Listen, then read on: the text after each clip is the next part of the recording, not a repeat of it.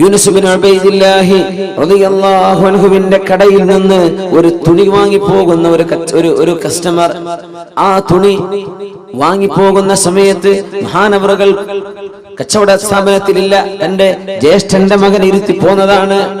തുണി കണ്ടപ്പോ ചോദിച്ചു, ബികം ഹാദ, എത്രക്കങ്ങൾ വാങ്ങിച്ചത്? അയാൾ പറഞ്ഞു 400 ദിർഹം, 400 ദിർഹമിനാണ്, 400 വെള്ളി നാണയങ്ങൾക്കാണ്. അന്ന് സ്വർണ്ണ നാണയം വെള്ളി നാണയല്ല, ദിർഹം വെള്ളിയാണ്, ദീനാർ സ്വർണ്ണമാണ്. 400 ദിർഹം, 400 വെള്ളി നാണയങ്ങൾക്ക്. അവര് പറഞ്ഞു, യാ അല്ലാഹ്, ഇതിനാകെ 200 വിലയുള്ളൂ, നിങ്ങൾ എന്തിനാ 400 കൊടുത്തത്? പഠിച്ചോനെ, എന്റെ നാട്ടിൽ 600 കിട്ടൂല എന്ന് പറഞ്ഞ, എന്റെ നാട്ടിൽ 600 കിട്ടില്ല, പിന്നെ കിട്ടിയത് ലാഭല്ലേ ഇവിടെ. അദ്ദേഹം പറഞ്ഞു, വാ, ഇല്ലല്ല, ഇതിന് 200 വിലയുള്ളൂ, വാ. പൊന്നാര സഹോദരൻ, നിങ്ങൾ എന്തിനാ എന്നെ പറയുന്നത്? ഇത് എന്റെ കടയിൽ നിന്ന് വാങ്ങിച്ചതാ, വാ എന്ന് പറഞ്ഞു. കൊണ്ടുപോയി ജ്യേഷ്ഠന്റെ മോനോട് ചോദിച്ചു, ചെവിക്കുന്നിക്ക് പിടിച്ചിട്ട് ചോദിച്ചു, എത്ര അയാൾക്ക് വിറ്റത്? ഞാൻ 400 എന്ന് പറഞ്ഞു. മൂപ്പര് ഓക്കെ എന്ന് പറഞ്ഞു. അത് അള്ളാന്റെ അടുത്ത് ഓക്കെ അല്ല, കൊടുക്കുക, ബാക്കി കൊടുക്കുക. സുബ്ഹാനല്ലാഹ്, തിരിച്ചു കൊടുക്കുക പൈസ എന്ന് പറഞ്ഞു. ഇല്ലെങ്കിൽ 400ന്റെ വിലയുള്ള തുണി കൊടുക്കുക. സുബ്ഹാനല്ലാഹ്, എന്റെ കച്ചവടം ചെയ്യുന്നത് അള്ളാഹ്ക്ക് വേണ്ടിയിട്ടാണ്, വേറൊന്നുമല്ല. കച്ചവടം ചെയ്യുന്നത് അള്ളാഹുവിന് വേണ്ടിയിട്ടാണ്. മുഖ്ലിസീന ലഹുദ്ദീൻ.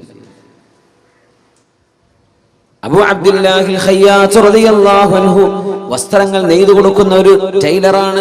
വസ്ത്രം നെയ്തു കൊടുക്കും. കുറെ കസ്റ്റമേഴ്സ് ഉണ്ടാവും, കുറെ ആളുകൾ ചോദിച്ചു വാങ്ങിച്ചു പോകും. അന്നൊരിക്കൽ വസ്ത്രം വാങ്ങാൻ വേണ്ടി നിത്യം അവരെ സന്ദർശിക്കുന്ന ഒരു ജൂസിയുണ്ട്. ഇറാനിയായ ഒരു പേർഷ്യക്കാരനായ തീ ആരാധിക്കുന്ന അയാൾ വന്നിട്ട് സ്ഥിരം കസ്റ്റമർ. ഒരു കന്തുറ വേണം, അല്ലെങ്കിൽ ഒരു കുപ്പായം വേണം, അത് നെയ്തു കൊടുക്കും, അത് വാങ്ങിച്ചു പോകും, പൈസ കൊടുക്കും, വാങ്ങിച്ചു പോകും. ഒരിക്കൽ അസ്ർ നിസ്കാരത്തിന് പോയപ്പോ സ്വന്തം ശിഷ്യനെ കടയിൽ നിർത്തിയിട്ട് പോയതാണ്. ഇയാൾ വാങ്ങിക്കാൻ വേണ്ടി വന്നു. എന്റെ ഡ്രസ്സ് എവിടെ കൊടുത്തു. ഡ്രസ്സ് കൊടുത്തപ്പോ ഇയാള് തിരിച്ച് പൈസ കൊടുത്തു. കൊടുത്ത പൈസ എന്താണ്? ഫേക്കാണ്, കള്ളനാണയായിരുന്നു. കള്ളനാണയം, കള്ളനോട്ടെന്നൊക്കെ പറയില്ലേ, അത് കള്ളനാണയമാണ്. അപ്പൊ ഈ ശിഷ്യൻ പറഞ്ഞു, തരൂല, കള്ളനാണയത്തിന് തരാൻ പറ്റൂല, സാധനം താ, പിന്നെ വന്ന് വാങ്ങിച്ചോന്ന് പറഞ്ഞയച്ചു. നിസ്കാരം കഴിഞ്ഞ് വന്നപ്പോ മഹാനായ അബൂ അബ്ദുല്ലാഹിൽ ഖയ്യാത്ത് റഹിമഹുല്ലാഹയോട് ശിഷ്യൻ പറഞ്ഞു, ഇങ്ങനെ ഒരാൾ വന്നിരുന്നു, വസ്ത്രം ഞാൻ കൊടുത്തു, പിന്നെ തിരിച്ചു മേടിച്ചു. എന്തേ? ആള് കള്ളനാണയ തന്നത്, ഞാൻ വാങ്ങിച്ചില്ല. സൈഫ് എന്ന് അറബിൽ പറയാം, മുസയ്യഫ്. എന്തേ സഹോദരങ്ങൾ അത് ചെയ്തത്? പൊന്നു ശിഷ്യ, ഞാനും അയാളും കച്ചവടം നടത്താൻ തുടങ്ങിയിട്ട് 1 വർഷമായിട്ടുണ്ട്. ഈ 1 വർഷത്തിനിടയ്ക്ക് അയാൾ എനിക്ക് തന്ന മുഴുവൻ നാണയം കള്ളനാണയാണ്. അത് ഞാൻ വാങ്ങിച്ചൊരു കിണറ്റിൽ കൊണ്ടുപോയി എറിയല. ഇനി ഇവൻ വേറെ ആരെയും കൊണ്ടുപോയി പറ്റിക്കണ്ട, ഞാനോ പറ്റിക്കപ്പെടുന്നുണ്ട്, ഇനി ഇവൻ വേറെ ആരെ വഞ്ചിക്കരുത് വിചാരിച്ച് ഞാനതെടുത്ത് കിണറ്റിൽ എറിയറാ ചെയ്യാറ്. നീ എന്തിനവരെ പറഞ്ഞ വേറെ ആരെയും കൊണ്ടുപോയി വഞ്ചിക്കൂലേ? സുബ്ഹാനല്ലാഹ്, ഇസ്ലാമിന്റെ സംസ്കാരം എന്നൊക്കെ പറഞ്ഞത് ഈ പാരമ്പര്യമാണ്. ഇങ്ങനെ ചിന്തിച്ചിരുന്നൊരു സമൂഹം, ആരെയും വഞ്ചിച്ചുകൂടാ എന്ന് ചിന്തിക്കുന്നൊരു സമൂഹം. എന്തിനായി ചെയ്യുന്നത്? അള്ളാഹുവിന്റെ അടുത്ത് പ്രതിഫലം കിട്ടണം. ജനങ്ങളുടെ കയ്യിലെയോ ജനങ്ങളുടെ അടുത്ത് കാശ് വാങ്ങി അതൊന്നുമല്ല വേണ്ടത്. ചെയ്യുന്നത് സത്യസന്ധമാണോ? ഞാൻ അള്ളാഹുവിന് വേണ്ടി ചെയ്യാം, ഇത് ചിന്തിക്കുന്ന ആളുകൾ. അങ്ങനെ മാപ്പ് ചെയ്തു കൊടുക്കുന്നവർ, അള്ളാഹുവിന് വേണ്ടി പൊറുക്കലിനെ ചോദിച്ചു കൊടുക്കുന്നവർ. ഇബ്രാഹിം റളിയല്ലാഹു തആല അൻഹു കുറെ നാൾ ഒരു മരുഭൂമിയിൽ, അവരെ കുറെ കാലം അവിടെ താമസിച്ചിട്ടുണ്ട്. ഇബ്രാഹിം റളിയല്ലാഹു തആല ഇന്നത്തെ സിറിയയുടെ പല ഭാഗങ്ങളിലായിട്ട്, ഈജിപ്തിന്റെ ചില ഭാഗങ്ങളിലൊക്കെ ആയിട്ട് അവർ ജീവിച്ചിട്ടുണ്ട്. അവിടെ ഒരു സൈന്യത്തിൽപ്പെട്ട ഒരാൾ കൂട്ടം തെറ്റിയിട്ട് വന്നു, ഒരു പട്ടാളക്കാരൻ. അയാൾ ചോദിച്ചു, ഐനൽ ഉംറാൻ, എവിടെ മനുഷ്യന്മാരൊക്കെയുള്ള സ്ഥലം എവിടെയെന്ന് ചോദിച്ചു. സിറ്റി, നഗരം എവിടെയാണെന്നൊക്കെ ചോദിക്കുന്ന പോലെ, ടൗൺ സെന്റർ ഏതാ വഴിയെന്ന് ചോദിക്കുന്ന പോലെ, ഐനൽ ഉംറാൻ, ജനങ്ങൾ എവിടെയെന്ന് ചോദിച്ചു. അപ്പൊ തൊട്ടപ്പുറത്തൊരു ഖബർസ്ഥാനുണ്ട്. അവിടെ ഉണ്ടല്ലോ എന്നാണ്, കുറെ മനുഷ്യന്മാരുടെ കിടക്കുന്നുണ്ടല്ലോ. ഞാൻ ഇതല്ല ചോദിച്ചത്, ഐനൽ ഉംറാൻ, മനുഷ്യന്മാരെവിടെ? ഇതൊക്കെ മനുഷ്യന്മാരാണല്ലോ. അവർ പറഞ്ഞു, ഏറ്റവും പാഠം പഠിക്കാൻ, കണ്ടുപഠിക്കാൻ പറ്റുന്ന മനുഷ്യന്മാർ ഇവിടെ കിടക്കുന്നവരാ, നീ കണ്ടുപഠിച്ചോന്ന. ഈ പട്ടാളക്കാരൻ അറിയില്ല ഇത് ഇബ്രാഹിം അദ്ഹം എന്ന് പറയുന്ന മഹാമനുഷ്യനാണെന്ന്. ദേശം വന്നിട്ട് അടി കൊടുത്തു. തന്റെ കയ്യിലുണ്ടായിരുന്ന ഒരു വടി കൊണ്ട് ആ അടിയിൽ തലയ്ക്കൊരു പൊട്ടുപറ്റി. അവിടെ കടന്നു ബഹുമാനപ്പെട്ടവർ. കടന്നപാട് ദുആ ചെയ്തു, യാ അല്ലാഹ്, ഈ മനുഷ്യന് നീ സ്വർഗം കൊടുക്കണേ പടച്ചോനെ, എന്നെ അടിച്ച മനുഷ്യന് സ്വർഗം കൊടുക്കണേ അല്ലാഹ്. ഇയാള് ഞെട്ടി, എന്താ അടി കൊടുത്തിട്ട് ദുആരക്കെ? പിന്നെ ആരോടൊക്കെ ചോദിച്ച് ഇയാൾ വഴി അറിഞ്ഞു ടൗണിലേക്ക് എത്തിയപ്പോൾ കൂടുതലുള്ള പട്ടണക്കാർ ചോദിച്ചു എങ്ങനെ വഴി കിട്ടിയത്? ഞാൻ ആകെ കുടുങ്ങിയിരുന്നു. ഞാൻ ഒരാളോട് ചോദിച്ചു, അയാൾ എന്നെ കുറെ സ്വീപ്പാക്കി. വഴി എവിടെ ചോദിച്ചാൽ പള്ളിക്കാട്ടിലേക്ക് കാണിച്ചു. ഞാനൊരു അടി കൊടുത്ത് പോന്നിട്ടുണ്ട് എന്ന്. പടച്ചോനെ, നീ ആ അടിച്ച മനുഷ്യൻ, അവിടെ കണ്ട മനുഷ്യൻ ഇബ്രാഹിം അദ്ദേഹം തങ്ങളാവാൻ സാധ്യതയുണ്ട്. യാ അല്ലാഹ്, ഞാൻ അവരെയാണോ ഈ ചെയ്തത്? ഓടിച്ചെന്നു, കുതിരയെടുത്ത് ഓടിച്ചെന്ന് ഇതേ സ്ഥലത്ത് ചെന്ന് കിടക്കുമ്പോ കുറെ ശിഷ്യന്മാരൊക്കെ ചെന്ന് പിന്നാലെ. ബഹുമാനപ്പെട്ട ശൈഖ് അവരോടുണ്ട്, കാലിക്കൽ വീണ് മാപ്പ് ചോദിച്ചു. ഞങ്ങൾക്ക് എന്നോ മാപ്പ് തന്നിട്ടുണ്ടല്ലോ, എന്തിനാ ഈ മാപ്പ് അപേക്ഷയൊക്കെ? അല്ല, ഞാൻ നിങ്ങൾ അടിച്ചപ്പോ നിങ്ങൾ എനിക്ക് വേണ്ടി ദ്വാരെന്ന് ഞാൻ കേട്ടിരുന്നല്ലോ. അപ്പോ എന്തേത്? ഒന്നല്ല, ഈ ജാതി അടി കിട്ടിയാൽ അള്ളാഹു എനിക്കതിന് കൂലി തരുമെന്ന് എനിക്കറിയാം. നിങ്ങൾ കാരണം എനിക്കുള്ള കൂലി തരാ, പിന്നെ ഞാൻ കാരണം നിങ്ങൾക്ക് ശിക്ഷ ഉണ്ടാവുക? അത് പാടില്ലല്ലോ. നിങ്ങളൊരു ഉപകാരം ചെയ്തില്ലേ, ഞാൻ അങ്ങോട്ട് ഉപകാരം തരികയാണ്, നിങ്ങൾക്ക് അള്ളാഹ് സ്വർഗം തരട്ടെ. സുബ്ഹാനല്ലാഹ്, എനിക്ക് നിങ്ങൾ ഉപകാരം ചെയ്തില്ലേ, ഒരു വേദന, ആ വേദനക്കുള്ള കൂലി തരൂലേ? അതിന് നിങ്ങൾക്കൊരു ഉപകാരം ഞാനും തരണ്ടേ? അള്ളാഹു നിങ്ങൾക്ക് സ്വർഗം തരണ്ടേ? ഞാൻ അങ്ങനെ ചോദിച്ചതാണ്.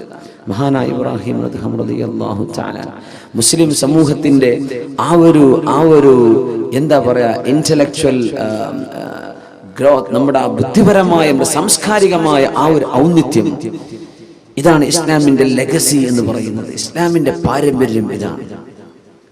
എല്ലാം ജീവിച്ചത് പടച്ചോന് വേണ്ടിയാണ്. മനുഷ്യന്മാരുടെ ഒരു പ്രശ്നമില്ല, ആരും എന്തും ചെയ്തോട്ടെ. അബ്ദുല്ലാഹ് ബിൻ മസ്ഊദ് റളിയല്ലാഹു അൻഹുവിന്റെ ചില കാശ് ഏതോ ഒരു കള്ളൻ പോക്കറ്റ് അടിച്ചു കൊണ്ടുപോയപ്പോ ആളുകൾ പറഞ്ഞില്ലേ, അബ്ദുല്ലാഹ് ബിൻ മസ്ഊദ്, നിങ്ങൾ അല്ലാഹുവിനോട് ദുആ ചെയ്യൻ, ആ മോഷണം ചെയ്തു കൊണ്ടുപോയ മനുഷ്യന് അല്ലാഹുവിന്റെ ശിക്ഷ വരട്ടെ. നിങ്ങൾ ദുആരക്ക് ഞങ്ങൾ കാമ്യം പറയാം. വളരെ മെലിഞ്ഞ മനുഷ്യനായിരുന്നു അബ്ദുല്ലാഹ് ബിൻ മസ്ഊദ് റളിയല്ലാഹു തആല. അല്ലാഹുവിന്റെ റസൂലിന്റെ സ്വഹാബിയാണ്, ഖുർആൻ എഴുതി വെച്ചിരുന്ന സ്വഹാബിയാണ്, കാത്തിബ് സിദ്ദ് റസൂലില്ലാഹ്, വിശുദ്ധ ഹദീസുകൾ റിപ്പോർട്ട് ചെയ്ത സ്വഹാബിയാണ്. കാലിന്റെ അടിഭാഗം അർശിൽ തട്ടി എന്ന് റസൂൽ പറഞ്ഞ സ്വഹാബിയാണ് അബ്ദുല്ലാഹ് ബിൻ മസ്ഊദ് റളിയല്ലാഹു തആല. വലിയ മഹാനാണ്. അബൂജഹലിലൊക്കെ ആ യുദ്ധത്തിൽ തല വലിച്ചു കൊണ്ടുവന്ന സ്വഹാബിയാണ് അബ്ദുല്ലാഹ് ബിൻ മസ്ഊദ് റളിയല്ലാഹു തആല. എന്താ ദ്വാരക്കെന്നറിയോ? സ്വന്തം പോക്കറ്റ് അടിച്ചു പോയത്. നമ്മളൊക്കെ ഒരു മൊബൈലുള്ള കട്ടെടുത്ത എന്തായിരിക്കും അവസ്ഥ? നമ്മൾ എങ്ങനെയൊക്കെ ദ്വാരക്കും? പടച്ചവൻ എടുത്തി വീണ, വണ്ടി കുത്തിയോ, എന്തൊക്കെ നമ്മൾ ദ്വാരക്കും അല്ലേ? ഒരു ഉപദ്രവം ചെയ്താൽ അബ്ദുല്ലാഹ് ബിൻ മസ്ഊദ് അങ്ങ് ദ്വാരുന്നു, എനിക്ക് ഞാൻ ദ്വാരക്ക്, അന സാഹിബുൽ മാൽ, സമ്പത്ത് എന്റേതാ, ഞാൻ ദ്വാരക്ക്, നിങ്ങൾ ആമീൻ പറഞ്ഞോളൂ. ആമീൻ പറയാം. എന്താ ദ്വാരം അറിയോ? അല്ലാഹുമ്മ പടച്ചവനെ, ഇൻ കുൻത തഅലം അന്നല്ലദീ സറഖ മാലി മുഹ്താജുൻ ഇലൈഹി ഫബാരിക് ലഹു ഫീഹി യാ റബ്ബ്. പടച്ചവനെ, എന്റെ സമ്പത്ത് മോഷ്ടിച്ചു കൊണ്ടുപോയവൻ, അവൻ അത്യാവശ്യമുണ്ടായിട്ട് മോഷ്ടിച്ചതാണെങ്കിൽ അവൻ കൊണ്ടുപോയ സ്വത്തിൽ നീ ബർക്കത്ത് കൊടുക്കണേ അല്ലാഹ്. ഇനി അവൻ മോഷ്ടിച്ചത് എന്നെ ബുദ്ധിമുട്ടാക്കാൻ വേണ്ടി ചെയ്തതാണ്, അവൻ ആ പൈസയുടെ ആവശ്യമൊന്നും ഉണ്ടായിരുന്നില്ല, അവൻ വെറുതെ ബുദ്ധിമുട്ടാക്കാൻ ചെയ്തതാണെങ്കിൽ ഫജ്അൽഹു ആഖിറ ദംബിൻ യർതകിബുഹു ഫീ ഹഖ്ഖിക യാ അല്ലാഹ്. ഇനി ഒരിക്കൽ മറ്റൊരു തെറ്റ് ചെയ്യാൻ ഒരു അവസരം ഇയാൾക്ക് കൊടുക്കരുത് പടച്ചവനെ, അവനെ നന്നാക്കി കൊടുക്കണമേ. അബ്ദുല്ലാഹ് ബിൻ മസ്ഊദ് റളിയല്ലാഹു അൻഹു. ഇങ്ങനെയൊക്കെ ചിന്തിക്കാനുള്ള വിശാല മനസ്സ് ഒരു സത്യവിശ്വാസിക്ക് കിട്ടിയപ്പോ, ഇഖ്ലാസിൽ ജീവിക്കുമ്പോ, അള്ളാഹ്ക്ക് വേണ്ടി ജീവിക്കുമ്പോ. മനുഷ്യന്മാര് പലതും പറയും, മനുഷ്യന്മാരുടെ വാക്ക് കേട്ടൊന്നും ജീവിക്കാൻ പറ്റില്ല. ആളുകൾ ഭ്രാന്താക്കും, ഓരോന്ന് പറഞ്ഞിട്ടും ചോദിച്ചിട്ടും. നല്ല നിലയ്ക്ക് ജീവിക്കുന്ന മനുഷ്യൻ അതൊരു വീക്ക്നെസ് ആണ് മനുഷ്യന്മാരെ വിചാരിക്കുക. ഞാൻ എപ്പോഴും പറയാറുണ്ട്, അങ്ങനെ സ്ത്രീധനൊന്നും വാങ്ങാതെ കല്യാണം കഴിച്ചാൽ അയാൾക്ക് തീരെ വില ഉണ്ടാവില്ല. ആ മരുമോന്, ആ പുരയിലോ കുടുംബത്തിലോ വില ഇല്ല. ശരിക്കും അയാൾക്കല്ലേ വില കൊടുക്കേണ്ടത്. നമ്മുടെ നാട്ടിൽ അങ്ങനെയാണ്. അവനൊരു സാമർത്ഥ്യമൊന്നുമില്ല, 5 വയസ്സ് വേണ്ടെന്ന് പറഞ്ഞ് കല്യാണം കഴിച്ചതാണ്. സുബ്ഹാനല്ലാഹ്. ഒരു വിഷയം അപ്രീഷിയേറ്റ് ചെയ്യുന്നതിന് പകരം നമ്മൾ എന്ത് ചെയ്യും? നമ്മളതിനെ, ആ വിഷയം ശരിക്കും ഒരാളെ ഡിപ്രസ്ഡാക്കി കളയും, നമ്മൾ ഡെസ്പെയർ ആക്കി കളയും. സുബ്ഹാനല്ലാഹ്. നന്മയെ, അള്ളാഹുവിന് വേണ്ടി നന്മയെ സ്നേഹിക്കുക. നന്മ നമ്മൾ ഇഷ്ടപ്പെടുന്നത് അള്ളാഹുവിന് വേണ്ടിയാണ്, നന്മ ചെയ്യുന്നത് അള്ളാഹുവിന് വേണ്ടിയാണ്. അള്ളാഹു കബൂൽ ചെയ്യുമാറാകട്ടെ. നിലാവെളിച്ചത്തില് മക്കയിൽ ഒരാൾ ഇങ്ങനെ മല പൊത്തിപ്പിടിച്ച് കയറി പോകുന്നുണ്ട്. അപ്പൊ സിദ്ദീഖ് റളിയല്ലാഹു അൻഹു ആലോചിച്ചു, യാ അല്ലാഹ്, ഈ പാതിരാത്രി ഏത് മനുഷ്യനായി പാറയ്ക്ക് പൊത്തിപ്പിടിച്ച് കയറി പോണത്? ചെന്ന് നോക്കുമ്പോൾ റസൂലുള്ളാഹി തങ്ങളാ സ്വല്ലല്ലാഹു അലൈഹി വസല്ലം. നബി നിങ്ങൾ എങ്ങോട്ടായി പോണത് രാത്രി സമയത്ത്? ഒന്നുമല്ല സിദ്ദീഖ്, ഈ മലയുടെ അപ്പുറത്തെ കുറച്ച് യാത്രക്കാർ വന്ന് വിശ്രമിക്കുന്നുണ്ട് എന്ന് ഞാൻ കേട്ടു. ഒരു യമനിൽ നിന്ന് വരികയാണ്, ഒരു ഷാമിലേക്ക് പോവാണ്, ഫലസ്തീനിലേക്ക് കച്ചവടത്തിന് വേണ്ടി പോവാ. അവർ നാളെ രാവിലെ സ്ഥലം വിടും. അപ്പൊ രാത്രിക്ക് രാത്രി അവിടെ ചെന്നിട്ട് എന്തെങ്കിലും അവർക്ക് ദീൻ പറഞ്ഞു കൊടുക്കാൻ പറ്റിയാലോ, നേരം കൊടുക്കാൻ നിന്ന് അവർ പോയി പോകും. അതുകൊണ്ട് ഞാൻ ചെന്നിട്ട് വല്ലതും പഠിപ്പിച്ചു കൊടുക്കട്ടെ. ആര്? അഷ്റഫുൽ ഖൽഖ് സ്വല്ലല്ലാഹു അലൈഹി വസല്ലം. ഇപ്പൊ നിങ്ങളാരും വിളിക്കാതെ വേദ പറയേണ്ട ആൾക്കാരായി വേദ പറയേണ്ടവർ. നിങ്ങളാരും വിളിക്കാതെ, ഒരു സംവിധാനം ഒരുക്കാതെ നിങ്ങളുടെ നാട്ടിലൊക്കെ വന്നിട്ട് കേട്ടോളി അള്ളാന്റെ ദീൻ അലല്ലാഹു അസ്സ വജൽ എന്ന് പറഞ്ഞ് വേദ തുടങ്ങേണ്ട ആൾക്കാരാണ്. നമ്മൾ പള്ളിയിലൊക്കെ അങ്ങനെ നിസ്കാരം കഴിഞ്ഞ് പോകുമ്പോൾ ഉസ്താദ്മാർ വേദ പറയണേ, അപ്പോൾ വിളിച്ചിട്ടൊന്നും വന്നതാവില്ല, ആയിക്കോട്ടെ. അങ്ങനെ പോയി വേദ പറയേണ്ടവരാ. അങ്ങനെ നിങ്ങൾക്ക് ദീൻ പഠിപ്പിച്ചു തരേണ്ട ആൾക്കാരാ, പഠിച്ച ആൾക്കാർ. വേദ പറയുന്നവരൊക്കെ അങ്ങനെയാ വേണ്ടത്. പിന്നെ ഇപ്പൊ എന്താ എല്ലാം കോലം കെട്ടിയ കൂട്ടത്തിലേ ഇതിലും വലിയ കോലം കെട്ടൊക്കെ വന്നു എന്നാ തോന്നുന്നത്. നമുക്കിതൊക്കെ വലിയ കലാപരിപാടിയായി മാറിയിട്ടുണ്ട്. ഇപ്പോൾ അള്ളാഹുലേക്ക് അടുക്കാൻ കുറച്ച് ചിന്തകൾ കിട്ടണം, അള്ളാഹുലേക്ക് മനസ്സുകൊണ്ട് അടുക്കണം. ഇതാണ് ഈ വാദിന്റെ ഒക്കെ ലക്ഷ്യം. അത്രേ അതിന് വേണ്ടു, അതതിന് വേണ്ടത്, നമ്മൾ ചെയ്യേണ്ട ബാധ്യതയാണ്. അപ്പൊ അതുകൊണ്ട് നമ്മൾ ചെറിയ വിഷമങ്ങളൊക്കെ സഹിക്കാം. വലിയ വലിയ വിഷമങ്ങളൊക്കെ അള്ളാഹിന്റെ റസൂലും സ്വഹാബികളൊക്കെ സഹിച്ചില്ലേ, നമ്മളൊന്നും അറിഞ്ഞിട്ടില്ലല്ലോ. സാരല്ല, നമുക്ക് മൈക്ക് വെച്ചിട്ടല്ലേ പറയണത്. അന്ന് ഭയങ്കര സൗണ്ട് ഉണ്ടായിരുന്നു. അബ്ബാസ് റളിയല്ലാഹു അൻഹുവിന്റെ ശബ്ദം 2 മൈൽ അപ്പുറത്തേക്ക് കേട്ടിരുന്നതാണ്, ഒരു ആംപ്ലിഫയറും ഒരു മൈക്കും ഇല്ലാതെ. ഏതായാലും അള്ളാഹു കബൂൽ ചെയ്യട്ടെ, അള്ളാഹു സ്വീകരിക്കുമാറാകട്ടെ.